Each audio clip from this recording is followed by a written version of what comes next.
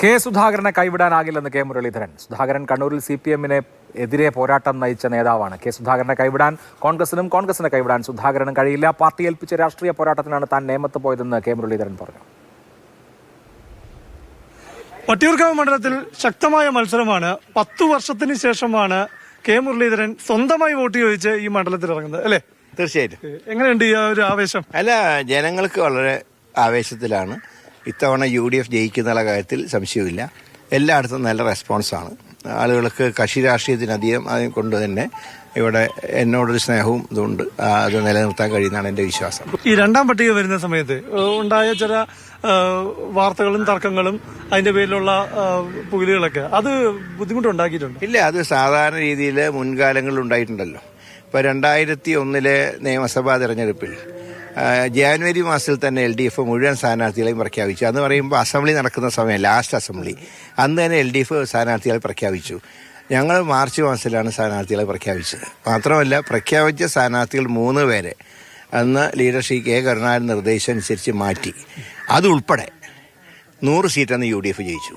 അതുകൊണ്ടാണ് ഇത്തവണ ഞങ്ങൾ 100 എന്ന് പറയാൻ കാരണം. കെ സുധാകരന്റെ ഒരു ബുദ്ധിമുട്ട് എങ്ങനെ? അത് അദ്ദേഹം മുഴുവൻ സഹകരണത്തോടെ തന്നെ ഈ തെരഞ്ഞെടുപ്പിൽ ഇറങ്ങും എങ്ങനെ? തീർച്ചയായിട്ടും. കാരണം അദ്ദേഹം എല്ലാ കാലഘട്ടങ്ങളിലും CPM-നെതിരെ ശക്തമായിട്ടുള്ള സ്റ്റാൻഡ് എടുത്ത ഒരാളാണ്.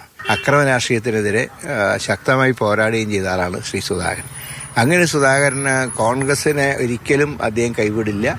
കോൺഗ്രസിന് അദ്ദേഹത്തിനെയും കൈവിടാൻ കഴിയില്ല. നേമത്ത് പോയി, അതിനു മുമ്പ് വടകര പോയി, അങ്ങനെ മൊത്തത്തിലൊരു ഈ ഓട്ടമായിരുന്നു. അതിനുശേഷം തിരിച്ചു വരുമ്പോ വോട്ടർമാർക്കൊരു ഇതുണ്ടോ, ഒരു ഗ്യാപ്പുണ്ടോ? അങ്ങനത്തെ യാതൊരു ഗ്യാപ്പും ഇല്ല. കാരണം എവിടെ ചെല്ലുമ്പോഴും ഞാൻ ആഴ്ചയിൽ 2 ദിവസം വട്ടിയൂർക്കാവിലുണ്ടായിരുന്നു.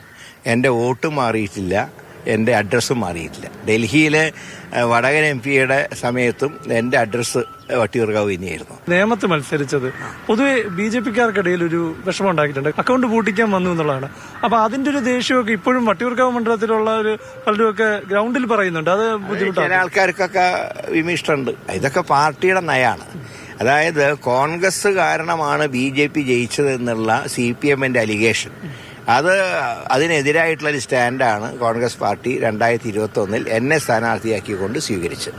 അതിൽ കോൺഗ്രസിന് സത്യം പറഞ്ഞാൽ ഒരു 2 ആഴ്ച മുമ്പേ രംഗത്ത് പ്രചരണത്തിന് ഇറങ്ങിയിരുന്നുവെങ്കിൽ ഈ സീറ്റ് ജയിക്കുമായിരുന്നു, നിയമം ജയിക്കുമായിരുന്നു. വട്ടിയൂർക്കാവിലെ ജനങ്ങൾക്ക് എന്നെ അറിയാം. അതുകൊണ്ട് തന്നെ അവരൊരിക്കലും എന്നെ കൈവിടില്ല. ഞാൻ തുടക്കത്തിൽ തന്നെ പറഞ്ഞിട്ട് ഈ മണ്ണ് എന്നെ ചതിക്കില്ല. രാഷ്ട്രീയ എതിരാളികൾ എങ്ങനെ കാണുന്നു? VK പ്രശാന്തും ശ്രീലേക്ക് ഞാൻ അവരെ കുറിച്ചൊന്നും പറയാറില്ല. മത്സരം വ്യക്തികൾ തമ്മിലുള്ള മത്സരമല്ല, ആശയങ്ങൾ തമ്മിലുള്ള പോരാട്ടമാണ്. എന്നാൽ വികസന കാര്യങ്ങളെക്കുറിച്ച് ചർച്ച നടത്തും. ഇനിയുള്ള രാഷ്ട്രീയം വട്ടിയൂർക്കാവിൽ തന്നെ. തീർച്ചയായിട്ടും. ഇനി വേറൊരു മത്സരം വട്ടിയൂർക്കാവിനെ മറന്ന് ഇനിയൊരു മത്സരവും ഇല്ല. അപ്പൊ അതാണ് KM-ന്റെ പ്രധാനപ്പെട്ട വാക്ക്. ഇനി വട്ടിയൂർക്കാവിനെ മറന്നൊരു പോക്കില്ല. അതൊരു രാഷ്ട്രീയ പോരാട്ടത്തിന് വേറൊരു മണ്ഡലം തേടി പോകില്ല എന്ന് തന്നെയാണ് കെ മുരളീധരൻ വ്യക്തമാക്കുന്നത്. കെ മുരളീധരന്റെ പ്രചാരണം, വീട് കയറിയുള്ള പ്രചാരണം വട്ടിയൂർക്കാവ് മണ്ഡലത്തിൽ പുരോഗമിക്കുകയാണ്. ക്യാമറ MS വിത്തിനവും പ്രശാന്ത് കൃഷ്ണ, മാതൃഭൂമി ന്യൂസ്, തിരുവനന്തപുരം.